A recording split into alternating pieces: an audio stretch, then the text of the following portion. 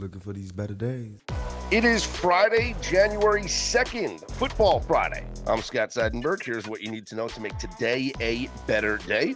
Week 18 of the NFL season is upon us. We will go through the games. We will talk contract incentives as well. Mackenzie Rivers joins me on this episode of Better Day, presented by FanDuel. We are doing a live stream recording for our Better Day premium members. For more information about how you can become a Better Day Insider or Better Day Premium member, just head to our website at betterday.com. Mac, how was your new year? Are you pumped up for week 18? And are you going to be able to control yourself coming up tomorrow night when the 49ers take on the Seattle Seahawks? Yes, there have been week 18 games. I remember Rams 49ers where we needed it to make the playoffs, where I thought about it all week. And then I saw a movie because I just couldn't be part of that 3-hour experience. That was actually the game where we came back from 17. So I probably saved myself a heart attack. But this one with the playoffs clinched, and I have some numbers on playoffs, teams that have clinched the playoffs versus teams that are trying, like the Bucs and the Panthers. Their week 18 performances differ historically. But with the playoffs clinched, I'll be all right. I'll watch the game. It'll be fun. Well, so you mentioned those numbers. I'm curious what they are, because does it matter? Like, does it differ when you think about how, yeah, they've already clinched, but they're playing for something that's just so important, like the 1 seed. I mean, this is the most important week 18 game. Forget about like getting into the playoffs or not getting to the playoffs. Like, your chances of winning the Super Bowl increase significantly if you get that first round bye. Yeah, did this project for pregame.com. Don't want to get sued, but it's very interesting. If you think about, there's 3 statuses you can have entering week 18. You can be clinched, like the Niners and Seahawks. You can be alive but not clinched, like the Buccaneers, Steelers, Ravens, Panthers, or you can be eliminated. And the best subset is when you have a clinched team. An eliminated team playing the spoiler role versus a non-eliminated team that can make the playoffs. There are no instances of that this year. All the clinched teams are playing non-clinched teams: Ravens, Steelers, Bucs, Panthers, etc. But the second best is when you have a clinched team versus an eliminated team. So I think it's something about having the pressure off of, you're not going to miss the playoffs if you lose, but the game still matters. If you're a favorite in this spot, clinched versus eliminated, you're almost 60% ATS. So I think that presents some opportunities for us. I like the Rams, just by example. They are clinched, so there's no pressure of them missing the playoffs, but they likely will have something to play for. Well, actually, it's pretty 50-50 with the Seahawks 49ers game. All right, that's interesting stuff. Let's jump right in here to the schedule of games. And a reminder, if you're joining us on our live stream, just request to speak whenever you want. We'll let you in, ask your question, contribute as we go throughout the week 18 schedule. We're going to be using the lines courtesy of our friends over at FanDuel. And let's start with the first game on Saturday here. The Tampa Bay Bucs hosting the Carolina Panthers. Currently, Tampa a 3-point favorite, total of 43.5. And, Mackenzie, we've talked about this before. Like, you can go back and you can look at the first game between these two teams a couple of weeks ago. And does this spread make sense based on that matchup that we saw a couple of weeks ago? It makes sense if we were totally wrong about the Buccaneers, which we might have been. They might be terrible, because if you look at the year-to-date stats, this spread makes sense. They're essentially equivalent teams. Buccaneers at home, 2.5 to 3 makes sense. The one that really, I wish we could bet it. The one that really doesn't make sense is the Buccaneers being 3-point road favorites. They were just never good enough to deserve that number. Here, I kind of lean to the Bucs. I kind of think, because they've lost 7 of 8, there's this stink on them. The Panthers have not been much better. The Panthers have been just as bad, outside of some random Rams win, really over this stretch. It was a coin flip game when they played a couple weeks ago. Could have gone either way. Happened to the Panthers edged it, but I don't make them the better team. I think the Buccaneers are slightly better here. So here's what's on the line. If Carolina wins, they will win the NFC South and they will be the 4 seed. If Atlanta beats New Orleans, like, this is how crazy it is, right? So if Atlanta beats New Orleans, then Carolina is good with a win here, right? I think actually Carolina is good with a win no matter what. Yeah, but if Tampa, they'll have 9 wins. No one else can get 9 wins. Yes, but if Tampa wins, this is where it gets crazy. A Tampa win does not win the division for them, because if Atlanta beats New Orleans on Sunday. Carolina with a loss still wins the division. So the Bucks are not in control of their own destiny here. They need to win and hope that New Orleans beats Atlanta. How crazy is that? If you look at the division odds, minus 450 for the Panthers seems crazy until, all right, let's do the two-leg parlay that the Buccaneers need to win. They're minus 148 on DraftKings. They need to win. And then they need the Falcons to lose. Yep. That's a dog. So that's unlikely, plus 115. You do the math, it should be about plus 360. They're plus 340 at DraftKings. It pretty much lines up when you break it down. Yeah. So does that change your opinion on this game? Like, does it make you lean towards like this? I mean, Tampa more? Like, does Tampa want to go out here and even if they want to win and win convincingly, so that even if they don't make the playoffs, at least they make a statement here in the final game? Exactly. I think Levante David is likely going to retire at the end of the season.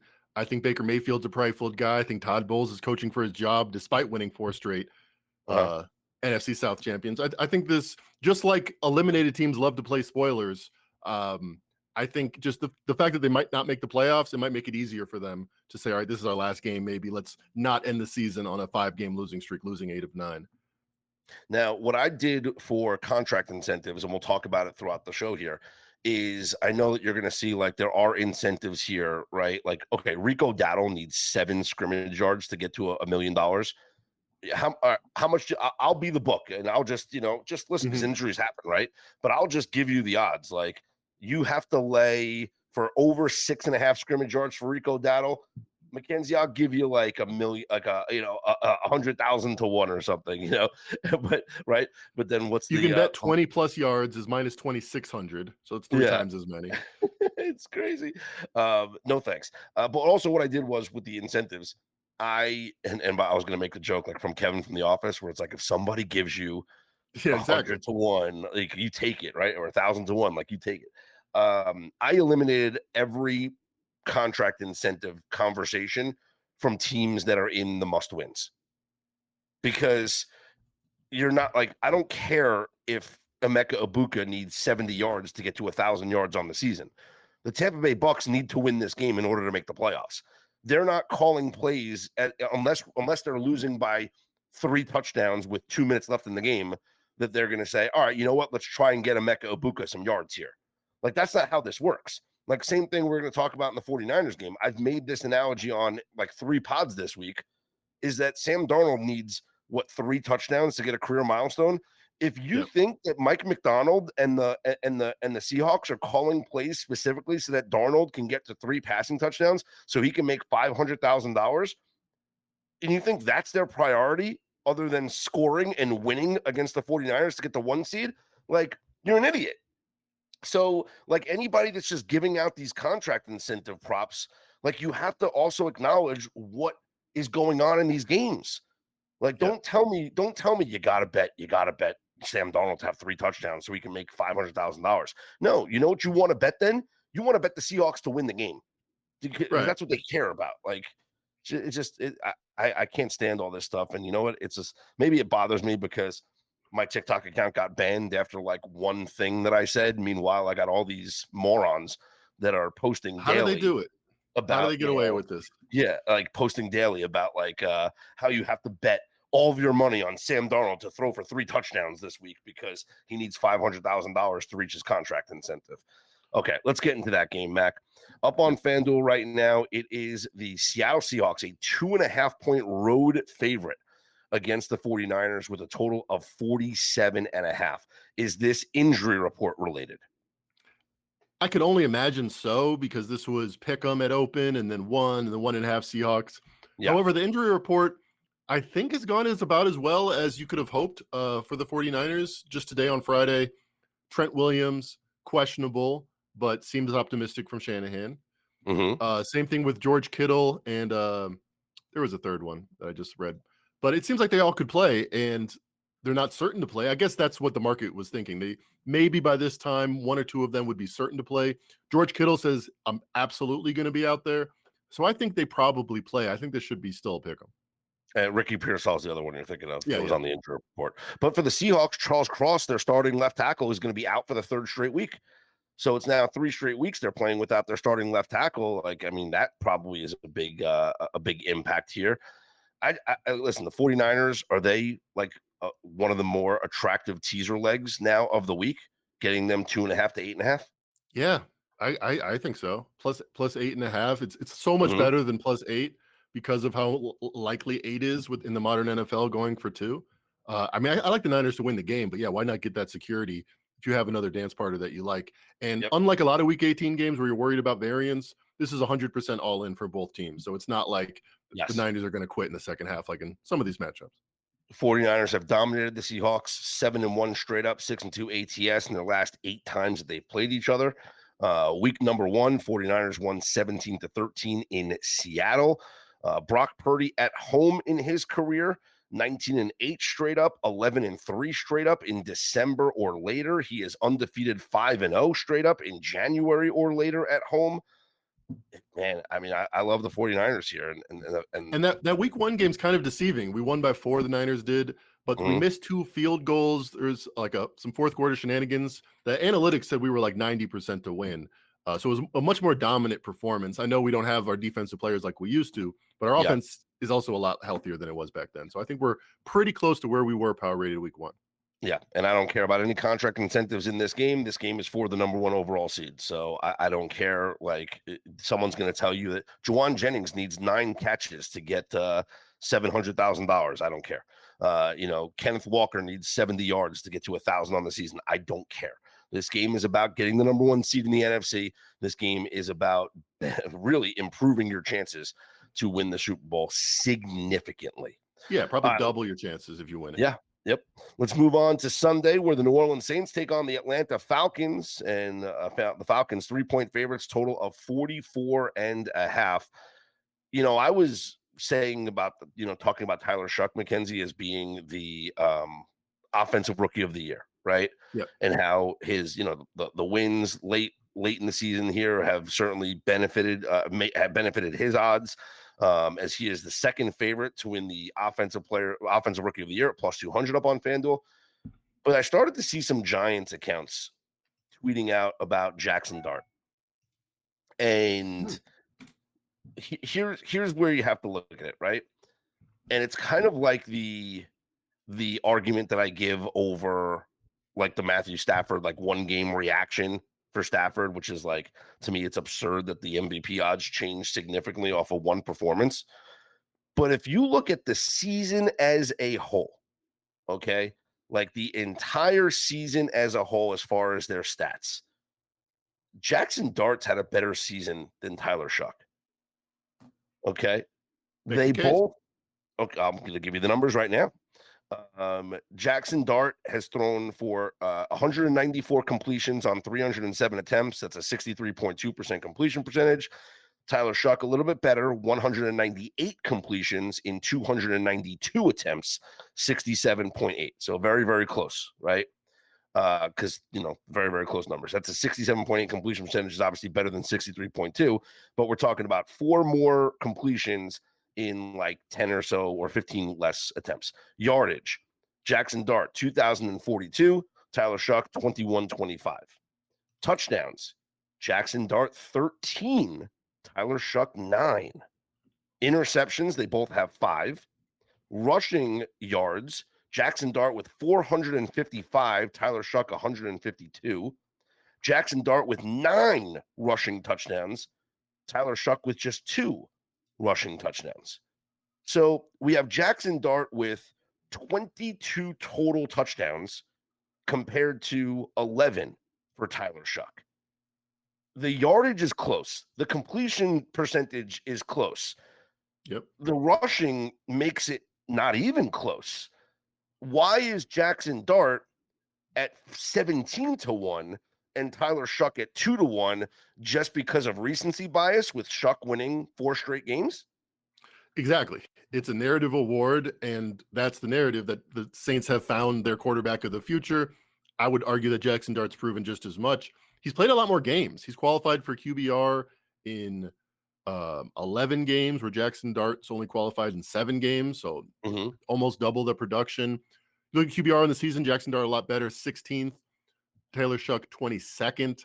PFF, it's pretty close. Tyler Shuck gets the nod, but none of that matters because I mean it matters, of course, but do media members care? Are they just going to say, well, the Saints are a positive story, thumbs up, the Giants number one pick, maybe thumbs down, so we're going to give it to the better story? Well, the Giants did win their last game against the Raiders. What if the Giants win their final game here against the Cowboys? Like, we're going to be looking at a 4-win Giants team versus a 6-win Saints team if they lose to the Falcons. Like, I just feel like at 17-1, there might be some East Coast bias here on Jackson Dart with the 9 rushing touchdowns is, I mean, that's more than running backs have, McKenzie. Yeah, and it's rare for a rookie to be in the top half of QBR, and he's 16th, Yeah, so he's yeah. slightly on the top half. If the Buccaneers win, the Falcons win, and the Giants win, I think I think he could win it. I think because no one wants to vote for Ted McMillan. Yeah. It's just kind of boring. So I Mhm. could definitely see it going to a quarterback. Yeah. So as far as this game is concerned, though, what are you thinking about for the spread? Do you like Atlanta carrying this momentum to end the season at 8-9, and then kind of say, hey, we finished in a 3-way tie for the division, but we lose out on tiebreakers?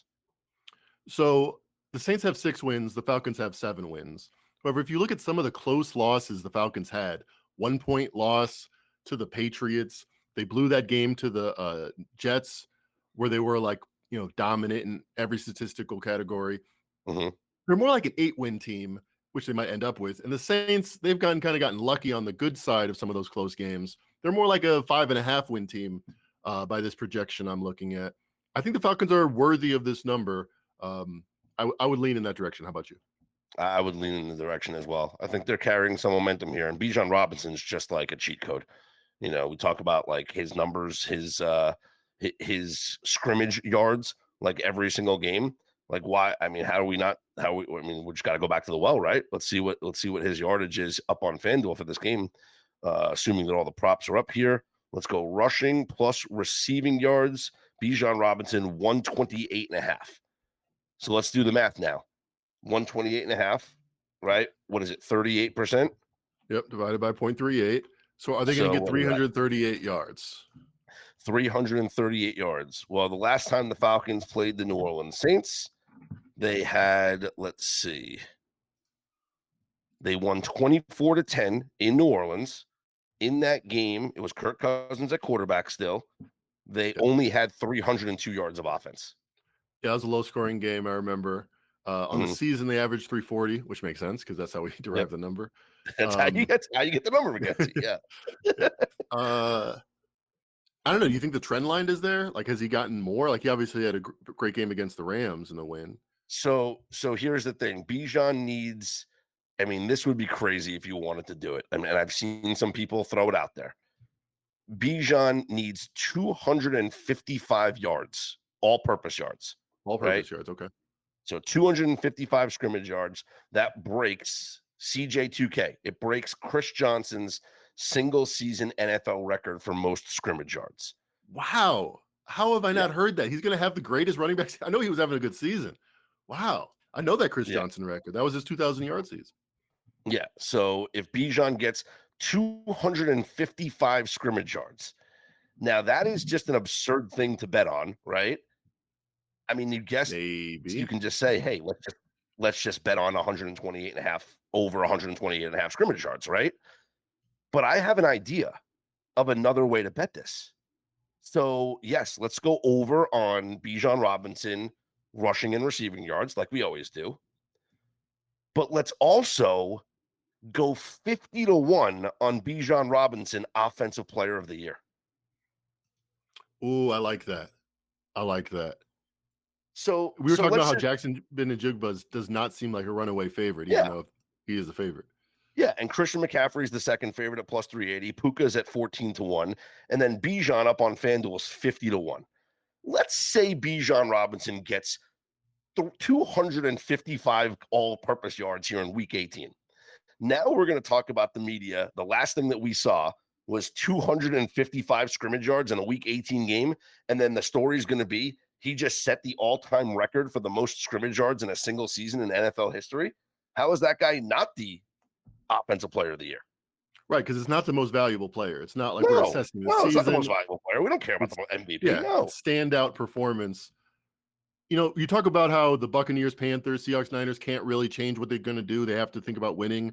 The Falcons and Saints can. They have the flexibility to say, all right, it's a 10-point game. This is not the optimal thing, but let's just give another screen pass to Bijan Robinson. I could see him having a monster game. Exactly. So, so it's like essentially you're betting an alternative line on his scrimmage yards, but you're just doing it with a 50-1 bet. With a 50-1 instead of like a plus 300, you know? Yeah, exactly. It's fun. Every Friday from 6 to 7:30, it's NBA Happy Hour on FanDuel, your pregame for the weekend. We're talking limited time specials you won't want to miss. Boosts, bonuses, surprises, all dropping in the app during happy hour. So before tip-off, check the FanDuel app to see the week's special. Then, make your move before the shot clock expires at 7:30 Eastern. It's the perfect way to start your weekend. A little basketball, a little action, and a whole lot of Friday energy. That's NBA Happy Hour, every Friday from 6 to 7:30 p.m. Eastern, only on FanDuel, official sportsbook partner of the NBA. Must be 21 and older and present in select states. For Kansas, in affiliation with Kansas Star Casino, or 18 and older and present in D.C., Kentucky, and Wyoming. Opt-in required. Rewards are non-withdrawable. Restrictions apply, including bonus and token expiration, leg requirements, and max wager amount. See terms at sportsbook.fanduel.com. Gambling problem? Call 1-800-GAMBLER or visit rg-help.com. Call 1-888-789-7777 or visit ccp.org/chat in Connecticut or visit mdgamblinghelp.org in Maryland. Hope is here. Visit gamblinghelplinema.org or call 800-327-5050 for 24/7 support in Massachusetts or call 1-877-8-HOPE-NY or text HOPE-NY in New York. All right, let's move on. Browns are at the Bengals. Cincinnati, a 7.5-point favorite, total of 44.5. And the question is, will Myles Garrett get the sack record here, Mackenzie? Looking at defensive special teams props, I don't see anything up on FanDuel right now. I guess you can shop around and see if there is a Myles Garrett sack prop here. But that's what's on the line. Myles Garrett to get a sack here and get the record. I think like he doesn't get it. I feel like, again, talking about flexibility, the Bengals don't have to get Joe Burrow hurt, first of all, and they just don't have to drop back that much to win this game, probably. If it was, I mean, at the peak of his performance this year was 1.5 flat, minus 110 either way, I would bet under at that point, especially because he could get the record and go under 1.5. But if they post that at 1.5, I like the under. I love the idea, though, of betting a no on Myles Garrett. Like, if you can find the yes/no prop. Like that. Everyone's just been talking about it like an inevitability. Yep. And it's hard to get a sack. I mean, especially when the other team knows exactly what your primary goal is as a losing team. Other incentives in this game: Chase Brown, 53 rushing yards to get to 1,000 on the season. So, but again, like these props, like, you know, let's see what his rushing prop is right now. It's at 61.5. So cool. Thanks for telling me he needs 53. Can I bet over 52? Here's what you can do, though, is when you have like the sports books that offer you like the alternates, like maybe if you want to lay juice and just say he needs just bet 50 plus, right? But again, if there's no adjustment to the general like 9 yards less than their average, bet, then yes, then you want to lay minus 200. That's what I'm saying. Maybe minus 150. Yeah, but there's obviously shop around, but maybe that's one that you want to lay and just go, I'll just bet 50 plus. Like there's no reason to bet over 61.5, but you can bet 60, you can bet 50 plus. There's just too many scenarios where he gets 59 and they take him out. You don't want to do that. Yeah, sure. You don't know. Also, let's see. Joe Asai needs one more sack to make $250,000 for the Cincinnati Bengals. Another way that you can look at this, though, is to not just bet Myles Garrett or Joe Asai if you can find a prop on total sacks in the game. And maybe you can bet 2 sacks in the game or something like that. But I think I kind of want to, think about how the sportsbook's probably going to juice you on Myles Garrett to get a sack. Again, I kind of just want to bet the no, that he doesn't get it. Love it. Love being contrarian. Yeah. Let's move on. The Dallas Cowboys at the New York Giants. Cowboys 3.5-point favorites, total of 49.5. You got anything on this game, Mac? I have a stat that might blow your mind. So Okay. I happened to come across this. QBs with 70 plus QBR, number one all time is Tom Brady. Peyton Mhm. Manning and Drew Brees each have 6. Dak Prescott currently has 5. He would be the first quarterback in the modern, since those guys retired to have 5. Patrick Mahomes only has 4. Josh Allen only has 4. I know he sucks in the playoffs, but put some respect on his name. One of the better quarterbacks in the league, Dak Prescott. Wow. And he dominates the Giants. He is 14-2 straight up, 10-6 ATS versus the Giants in his career. Started his career 0-2 straight up against the Giants when Eli Manning was the quarterback, and has won 14 straight games against the Wow. Giants. What a number. Minus 185. Yeah. Yeah. That's a parlay builder. Right? It feels like it, right? Let's see. As far as the Cowboys incentives are concerned, anything that's worth playing here? No. I mean, Do you think the nothing. Giants care? I mean, they showed that they didn't care about the number 1 seed, but do you think that's a factor here? No. I think Yeah. they'd take a win over the Cowboys to, have some, to feel If they good would about if they would themselves. take a win over the Raiders, they would take a win over the Cowboys. Yeah. Yeah, I exactly. agree. Keep in mind, Dallas this year, 15-1 to the over in the first half. Do we get another first half over? Giants and Cowboys line right now. There's no lineup on FanDuel right now, but when that gets posted, maybe it is a first half over for Giants and Cowboys. 15-1 this season. I like the Giants part of it as well. The Giants offense looked probably the best they had last week against Yeah. the Raiders. Yeah, right. All right, let's talk about the Packers at the Vikings. The Vikings 8.5-point favorites, total of 36.5, and we will see JJ McCarthy at quarterback here for the Minnesota Vikings. That was announced that they are going to start JJ McCarthy. So do you like anything here, Vikings going up against the Packers? I kind of like the Vikings here because I was telling you about how clinch teams are a great bet versus eliminated teams when they're favorite, nearly 60%. They're below 50-50 when they're dogs, and I think this is the textbook example. This is the only example this week of a clinch team that's a dog versus an eliminated team. But they're just punting on this entire game. The Vikings aren't. The Vikings are bringing JJ McCarthy back for a reason. I think they care much more about the game. I Matt would LaFleur's agree with proven to Yeah. punt and be part of terrible games that don't matter before. I would agree with that. Like, I feel like this is like they're playing for something, right? Like Green Bay, if they win the game, or Philadelphia loses, then they'll play. Oh no. So they're locked into the 17th. It just matters. It matters on what Chicago does, because they could play Chicago in the first round, or they can play Philly in the first round. So they're locked into the 7. I heard a Yes. crazy fact. They've made the playoffs like I think 3 years in a row with Jordan Love. They've always been the 7th seed. So if it was back to 16, they would have never made the playoff. That's crazy. Yeah, that's Right? wild. Yeah, that's pretty wild. Justin Jefferson needs 53 receiving yards to get to 1,000 on the season, and again, like, you're not gonna that his prop is going to be way higher than 53 yards. So maybe you want to lay the juice on the alternate market here and go over 50 for Justin Jefferson, if that's something you think that he cares about or the team cares about, and maybe they do. Certainly, I'd rather play. And this is going to be a theme here with these incentives. I'd rather play the teams that are playing for nothing, as opposed to the players, playing Right, for because something. that becomes what they're playing for. Yes. McCarthy with JJ McCarthy, for whatever reason, have not been a great pairing. Like, people are saying maybe he's lost his step. I think it's quarterback receiver related. They just don't have a rapport. Maybe they force feed him here to try to build that up. Yeah, maybe. Yeah, you're right. So maybe we do go over on JJ, but I think I'd rather play like the alternates. And maybe this is something where you look at some of these incentives and, like, maybe you can parlay the alternates, like parlay the 50 for JJ, 50 for another player, like things like that. So that could be interesting angles here. Let's talk about the Colts at the Texans. Riley Leonard will start for the Indianapolis Colts.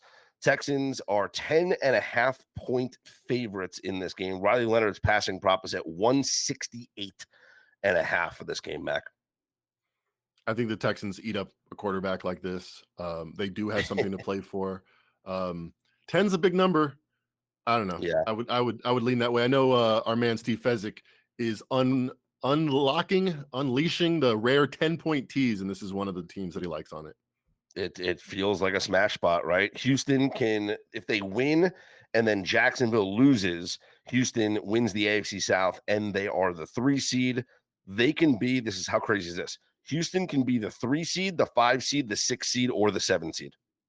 So they have so everything is just up in the air right now. Yeah. And Jaguars probably win, but that 6-7 is what they're probably most likely playing for. 6-7. See what you did there? See what you did there? DeMeco Ryans is incredible in the first half. This season, the Texans are 10-6 ATS in the first half. Last year, they were 14-5. 2023, they were 12-7. Shout out Evan Abrams of the Action Network who had this. 36-18 in the first half ATS. He is the most profitable head coach since 2005 in the first half. All right. Defensive game plan. Do we lay Texans first half? I guess that's the question. I think it makes special sense here just because of my basic handicap on the game that Riley Leonard is not ready for this moment. And that's why they literally took a 45-year-old guy off the couch instead of playing this guy. Yeah. So yeah, if he's going to be shocked and awed, it's probably in the first half against this defense. Jonathan Taylor for the Colts. He needs 76 scrimmage yards to get to 2,000 on the season. So that's not for any. There's no money involved there. That's just whatever. And let's see. Nick Chubb needs 94 rushing yards to get to $250,000 incentive. But does Nick Chubb even get involved anymore? It's I don't even see any props on Nick Chubb. Yeah, he's not listed on the TD scorer props. He's probably not. Yeah, it's all Woody Marks. That's this is one where kind of a little bizarre here. Anyway, let's move on. Next game, Mackenzie. Let's see, where are we on the list? By the way, if you want to contribute to the program, we're not going to wait till the end for you guys to ask any questions. So just feel free, raise your hand throughout, and we will welcome you in. What do you disagree with most of what Scott said so far during the podcast? I'm sensitive. Don't talk about me.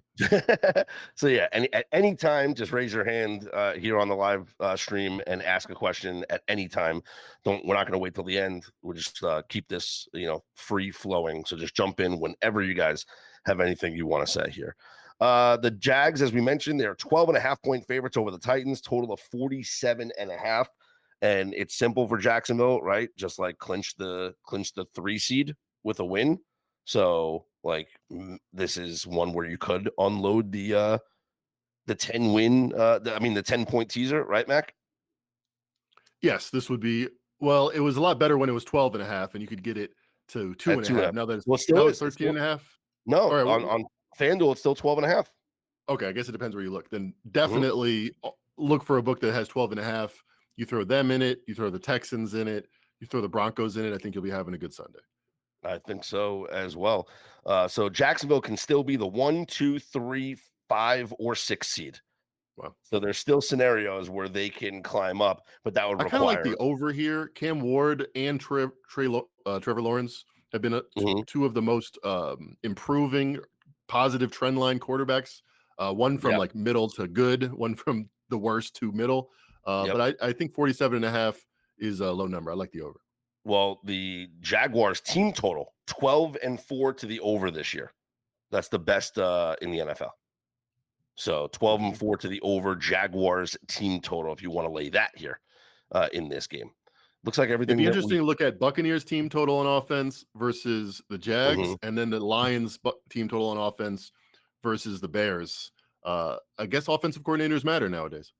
Yeah, which is amazing because all the conversation about preseason about Liam Cohen unlocking this offense, well, it has certainly proved to be true right now. Raiders host the Kansas City Chiefs. Chiefs 5.5-point favorites, total of 36.5.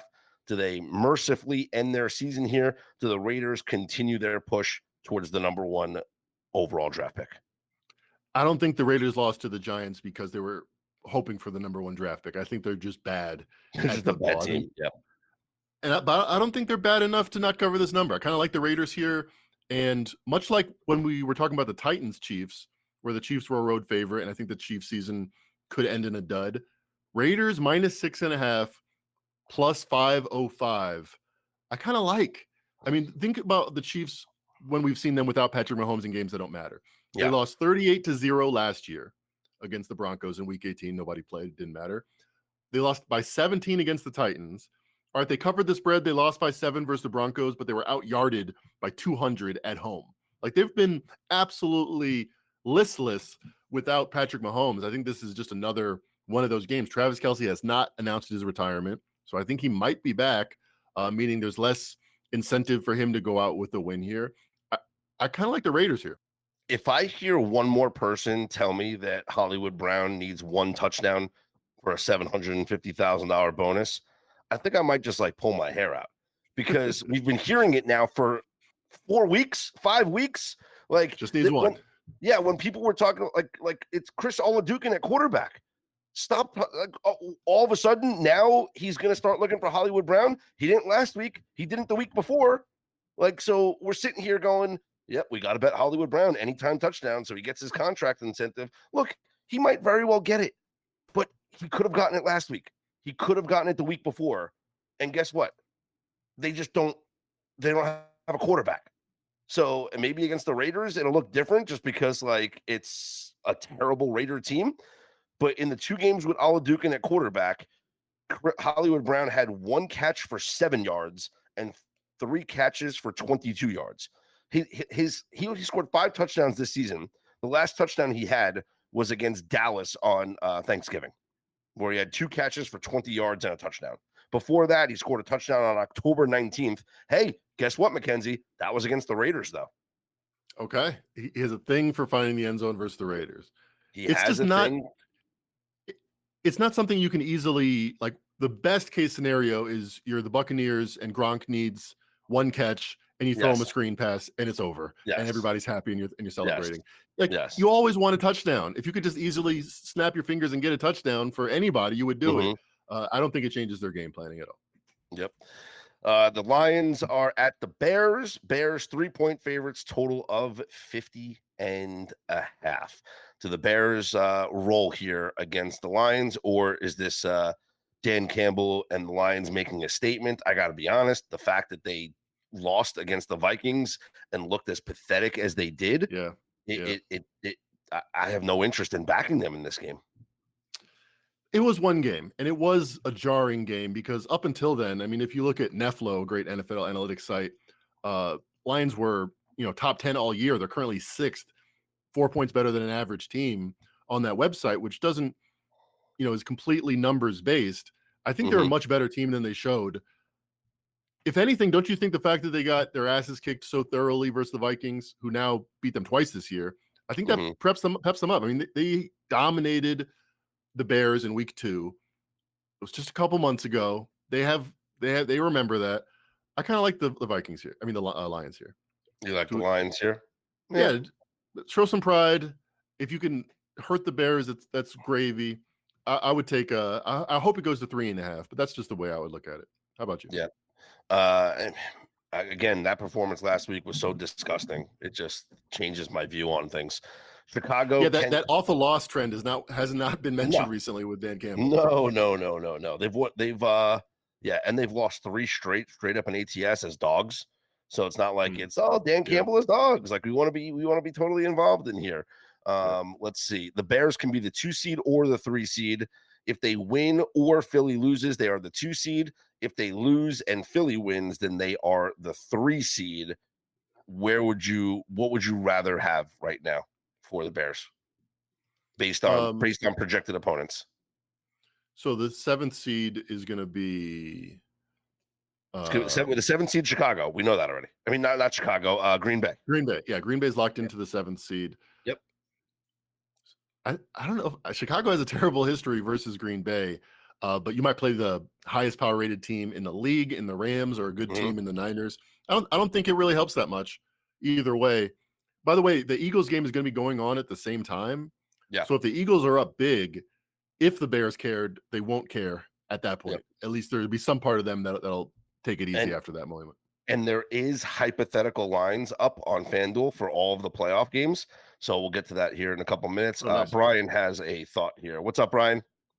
How's it going? One thing I do like is David Montgomery over either rushing yards for 29.5 or longest rush with 9.5, because I could see it two ways. One, a normal game flow, which this number is about what he averages, or Right.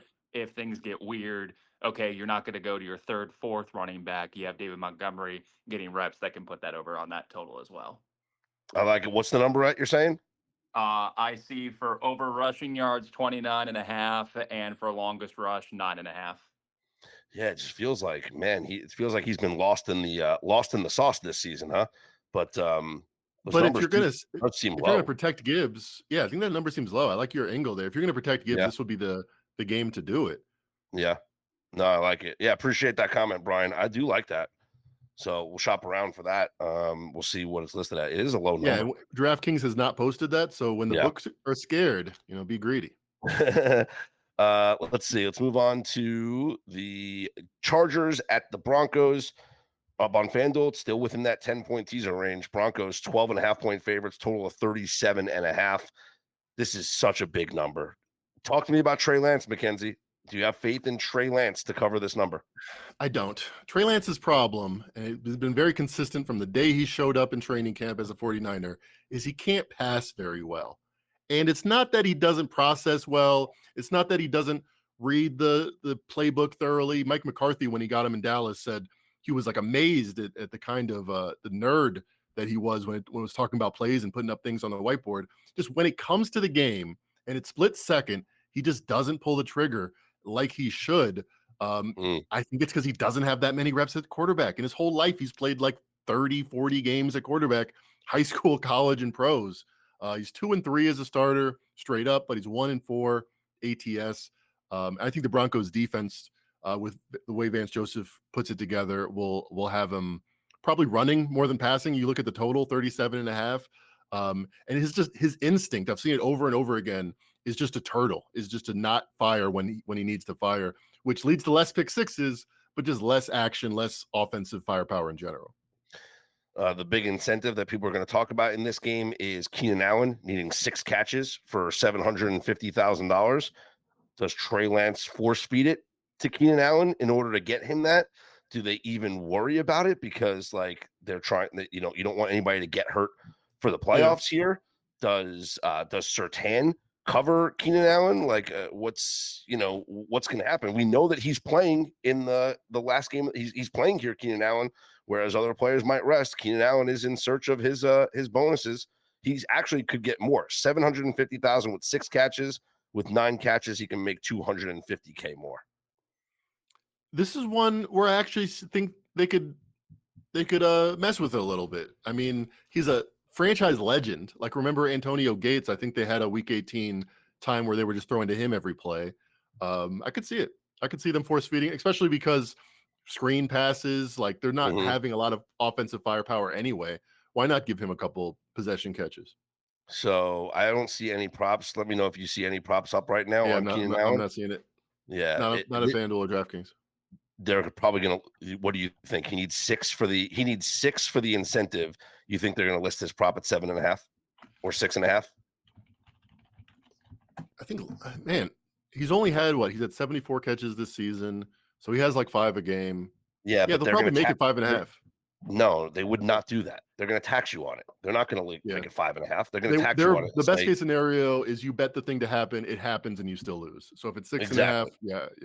So it's probably going to be 6.5, which means try and look for an alternate market where you can just bet the exact 6 to happen. There was, let's see, and by the way, just Google Keenan Allen. This is all that pops up. It is all over the internet about him needing the 6 catches to get to the incentive. So if you don't think the sports books know that, it is all over the internet, which is why I think once the prop gets listed, it's going to be 6.5 or 7.5. They're going to tax you on it significantly. Every Friday from 6 to 7:30, it's NBA Happy Hour on FanDuel, your pregame for the weekend. We're talking limited time specials you won't want to miss. Boosts, bonuses, surprises, all dropping in the app during happy hour. So before tip-off, check the FanDuel app to see the week's special. Then, make your move before the shot clock expires at 7:30 Eastern. It's the perfect way to start your weekend. A little basketball, a little action, and a whole lot of Friday energy.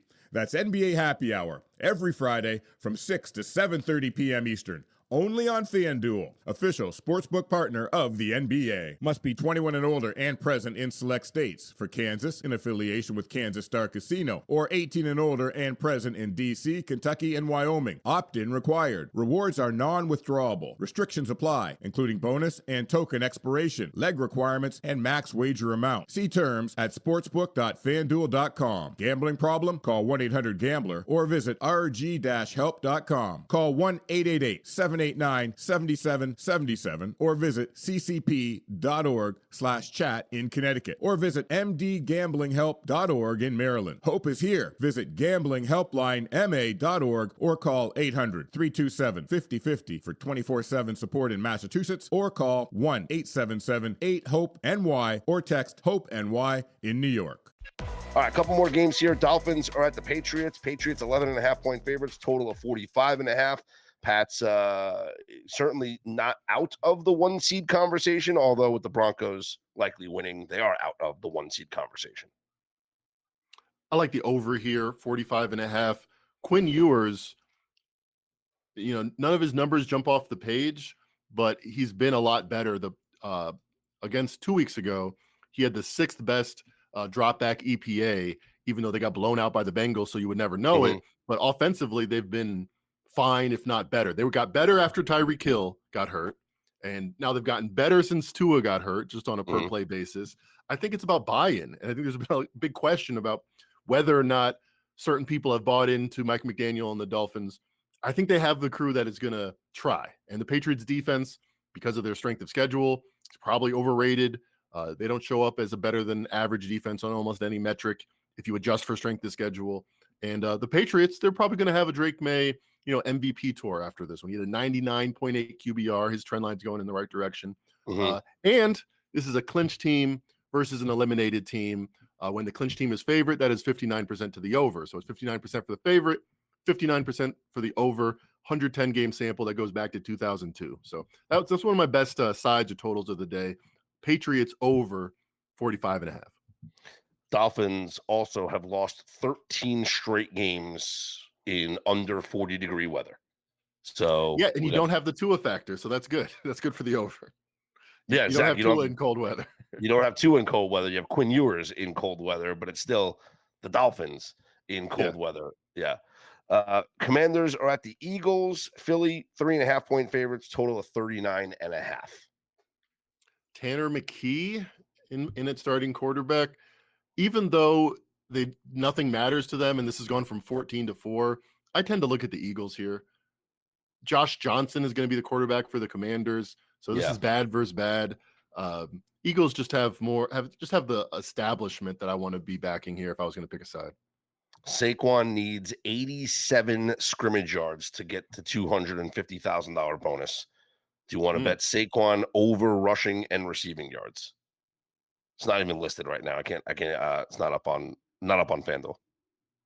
Yeah, it's going to be interesting where they post it because there's a big reason for them not to play him that much in this game. Yep. But if he plays, I bet he's going to get that number. That's the only reason why he would play. But why would you? I mean, does $250,000 matter to him so that you're going to run the risk? No, but play him in this game? It makes the season, which has been a pretty average to below average season for Barkley, it makes it look a little bit better to get one thing in his cap. Sure, Von Miller does need one sack to get to $1 million. We got $1 million. We got $1 million. We got $1 million. Remember, we bet it at plus 310 2 weeks ago. Do we go back to the well if it's that price again? And it hit? We hit the plus 310? Yeah. Yep. Do we go back to the well with it? I think so. What do you think? Yeah, if it's that odds, certainly, but I haven't seen any odds on this one, but that would be one I would take a look at. Let's see. There's nothing up right now. Defense, special teams, nothing on it right now. All right, a couple of games left here. We got the Cardinals at the Rams. Rams 7.5-point favorites, total of 45.5. What do you think? My favorite side of the day. It's moved. So it's not as big of a pick for me at 8.5 as it was at 7. But Okay. before the Monday Night Football game was played, the Rams were 14.5-point favorites in this game. Yes. Nobody's been worse than the Cardinals since the middle of the season. Even without their last 2 losses, no one's been better than the Rams on a per play basis since the middle of the season. So why isn't it 14.5? Because they have nothing to play for. Maybe. They Mhm. definitely do, though. Even if they don't have anything to play for seeding, no one wants to lose 3 straight games heading into the playoffs. I think the last Yep. team to lose 3 straight games and win a playoff game was Tim Tebow's Broncos. So it's just not a position you want to be in. And I don't think Sean McVay's that good of a liar. He goes on stage and he says, we're going to play all our guys. We're going to prepare to win. We got to play better football than this. If he was completely fibbing, I don't know why, to trick the Cardinals into playing. Yeah. I don't know why that. I mean, people are believing that. The market is believing that. They're just not going to play people. Well, they're believing it less and less as we see it creep up. And I think it should be closer to where it was, 14.5, than where it went at 7. Yeah. So last season, after they won the NFC West, even with seeding still up for grabs, Matthew Stafford and other starters did not play at the end of the season. But this year, Sean McVay said otherwise. He said, nope, we're playing our guys regardless of the seeding here. And I think it's right. Like, you want to carry some momentum here into the playoffs. Now, do I want to bet anything on like Stafford chasing like an MVP?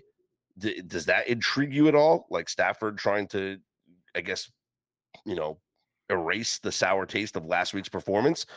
Do we bet Stafford to have a big game here? I mean, McVay has so many tricks and ideas that he likes to try out in the red zone. They're such a great red zone team anyway. They have different ways they can score. I would look at touchdowns. I wouldn't look at yards because I do think there's a chance in the fourth quarter they know what's at stake or what's not at stake. They could pull some starters. But I do think he throws a couple touchdowns to make himself and the team look better. So I don't see that posted yet, but usually 1.5 or 2.5 with big. Mm-hmm. Yeah, 2.5. You might get plus money on the 2.5. Yeah, that's what I meant. Plus money. Yep. The Bills 7.5-point favorites against the Jets, total of 37.5, and looks like Josh Allen is going to play, or at least start, as he is going to keep his active start streak alive. Now, remember, gimmicky. wasn't there like a thing like right last year where he started but didn't play? And he played one play, I believe. Yeah. Just to get on the box score. Which would be a great bet for an under if they posted, but they're probably not dumb enough to post it. They're not gonna post anything here. They're not gonna post anything here. But does it make you want to bet the Jets? So it's Mitch Trubisky still, right? From the commercials. Yes. Yeah. So it is. I think even if it's backup versus backup, Brady Cook's been bad enough where I would take Trubisky. He's been so bad. He's been so bad. He's awful. He's so bad. Let's see. Anything in this game that is of incentive notes. Let's see. There was a couple of tight end things here for both Dawson Knox and for Kincaid. I believe it is, let's see. Curtis no, that's not it. Where I had some stuff here listed for. Let me pull this up real quick. I had some stuff listed for the tight ends for the Buffalo Bills that they could achieve something at least. Let's see. Dawson Knox needs 46 receiving yards for 100K. And that's about it. That's actionable, if you will. James Cook, 103 scrimmage yards to get to 2,000 on the season. I don't think they care about James Cook getting any milestone. That would be the only thing that I think is of interesting is Dawson Knox 46 receiving yards for 100,000. But for these guys, 100,000 is not anything anymore. If it was 250, 500, maybe that's something. All right, Mac, final game, biggest game, AFC North title on the line. It is the Baltimore Ravens and the Pittsburgh Steelers. Baltimore, a 3.5-point favorite on the road, total of 41.5. We know that this is an underdog matchup between these two teams. The underdog in this series since 2005 is 30-12-3 ATS. When Harbaugh faces Tomlin, 25-7-3 ATS to the underdog. Tomlin as an underdog against the Ravens, 14-4-2 ATS. And when the line is 3 or more points in the regular season, the dog 24-5-3 ATS. I mean, is there any reason to buck these trends? I don't think so. Tomlin is a home dog. Tomlin is a dog versus the Ravens. It's interesting. He has a good record as a dog versus the Ravens, and he's 2-1 ATS, but 0-3 straight up when a home dog versus the Ravens. So I guess there's only one thing we have to do. We got to lay, or we got to take the points, and then we got to bet the money line and go 2-0. By the way, you can get +4.5 at DraftKings -120. I feel like that's actually a pretty big number. It's going to be 3, 4, 5. It's going to be in there. Could help you save a bet.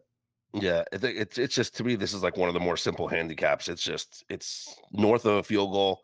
You got Tomlin. Like, what have the Ravens proven? Yeah. Like, the Steelers suck. Yeah, I agree with everyone that says the Steelers suck. The Ravens have been as disappointing as the Steelers the last couple of months. Yeah, they've both been disappointing. So in the worse, yeah. battle of the disappointings, like, give me 3.5 points. Yeah. All right, before we wrap up, and if you have any questions or any comments, jump in at any time. You don't have to wait. Just ask to request to speak. We'll get you in. I want to go over the hypothetical lines. Let's see. John's got something here. What's up, John? Hey, what's up, guys? Yo. Question on this last game, actually. So I forget when I took it, but I got a Steelers division odds. It's probably like, I think it was 125, +125. So I'm looking for a hedge, not just Baltimore money line, obviously, because then it's basically a wash. Something like Baltimore team total, to where, they score 20+ points, probably going to win the game. There's a chance they still lose. I cash both. Something along those lines, where there's a possibility to cash both, but I'm mostly hedging. Why not do, instead of Baltimore team total over, do Steelers team total under? That was my thought as well. Because there's a chance you can cash them both if this is a low scoring game, and then if the Steelers team total, like, how many times do the Ravens win this game with the Steelers team? Like, how many times do the Steelers lose? Like, what am I trying to say here? Like, how many times do the Ravens win the game but the Steelers still went over their team total with the Steelers still going over? Yes. Like True. I think it's either, I could see 16-13 Ravens win. That's what I'm saying. Like, it's a low scoring game, like, as is. So I think your best chance to scoop both would be to play the Steelers team total to go under. This way, if the Baltimore wins, then you win your team total under, most likely. And then if the Steelers win and you lose your team total under, well, you win your division bet. But also, you can scoop both if the Steelers win a low-scoring game. And it's sitting at 17.5, which is an ideal number, right? That's that great number for the under. Yeah, so you're saying Steelers score 20, good chance they win. Steelers score less than 17.5. You cash, they could still win. Yeah, yes. I think, because think about it, the only way that you're going to lose both is if the Ravens win a game where the Steelers score 20 points. Like, but is that happening? Like, I was looking at that. I was looking at, like, Henry touchdown, which is pretty juicy, so I try to stay away from that. But something along those lines where it's like, look, if X happens, Ravens probably win. There's a chance they don't. Yeah, I think that's the side I would go with, is Steelers team total under, as a way of betting the Ravens without betting the Ravens. So just look this up. Tomlin has played the Ravens. Let's see, what is this? About 40 times, and 11 of those times they've gone under as a collective, both teams under 33 points. So it's not unlikely to get a 17-14. 1/4 of the time it's happened. How many times in those games have the Steelers scored over 17 but lost? And lost? Yeah, good question. Let's see. I know you have to eyeball that, but look it up real quick. Actually, no, you can just put in the Steelers, enter in Steelers points is greater than 17. So more times than I thought, 9 times. Yeah, last year they lost. Okay, but I said 17 or greater. I got to do 17.5 or greater. Yes. Yeah, only 5 times. So only 5 times in the 40 somewhat games have they lost. Both when scoring 18 plus. When scoring 18 points. Yeah. I think you got your answer there, John. I think that's if you were to make a money line on that, then what would that be? That would be a significant favorite, right? Yeah, 5 out of 40. Yeah, 35-5. right? 88% chance. 88%. Yeah, that's a pretty good money line price. Yeah, I think you got your answer there, John. Go Steelers team total to go under, and you got a chance to scoop both, and that might be your way of hedging. I don't think you lose both of those bets, John. Appreciate you. Here's some hypothetical lines, Mac, on the wild card round. You ready for this?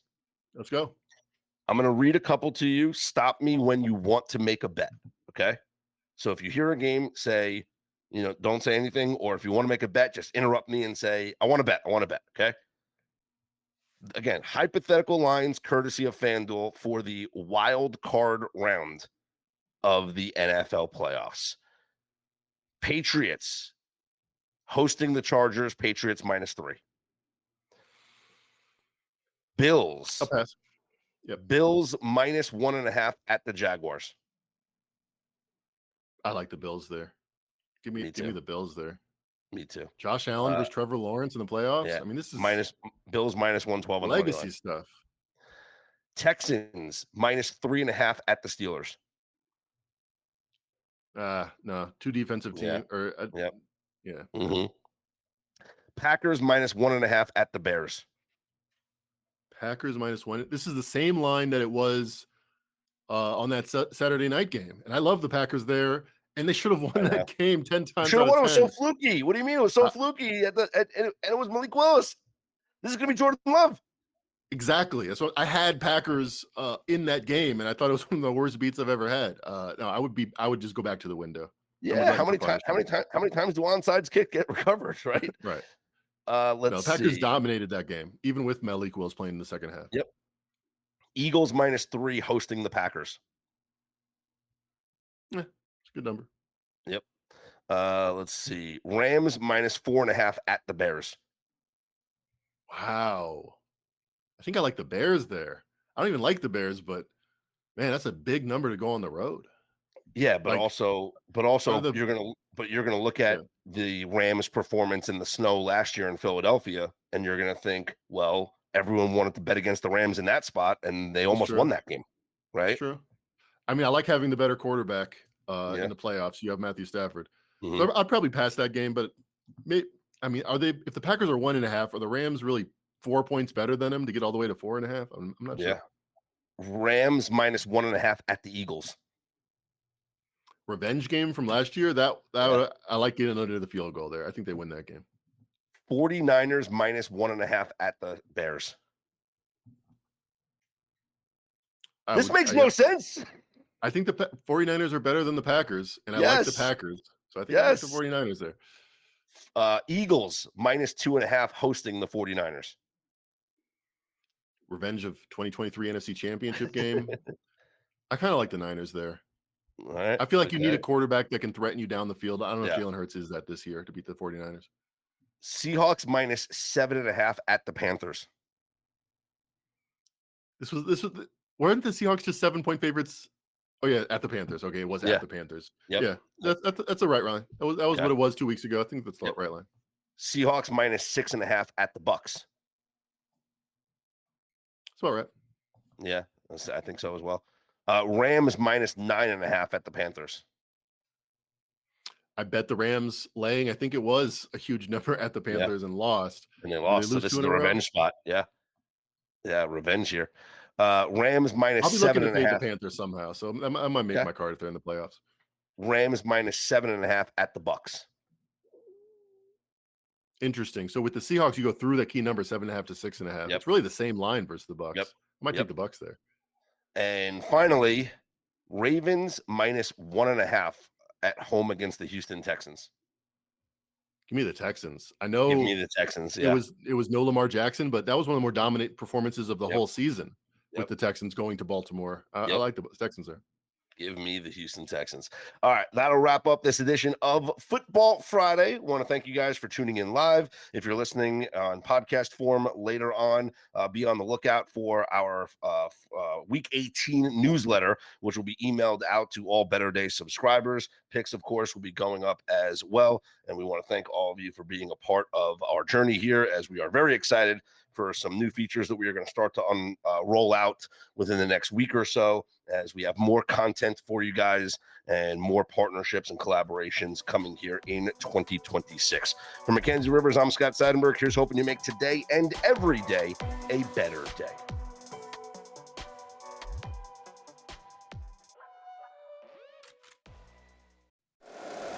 If you like the show, please take a moment to rate, review, and subscribe. It really does help the show to grow. Thank you for listening.